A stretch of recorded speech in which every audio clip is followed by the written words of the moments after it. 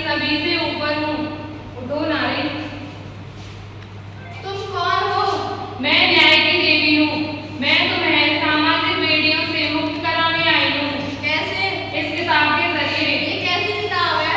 ये हमारे देश का संविधान है। ये एक ऐसी किताब है जो तुम्हें तुम्हारे हर एक अधिकार दिलाएगी जिससे तुम्हें इस समाज ने वंचित कर रखा है। भारतीय नागरिक होने के रूप में हमारे और आप सभी के पास 6 मौलिक अधिकार हैं। समानता का अधिकार, स्वतंत्रता का अधिकार, धर्म की स्वतंत्रता का अधिकार, शोषण के विरुद्ध अधिकार, शैक्षणिक एवं सांस्कृतिक अधिकार, संवैधानिक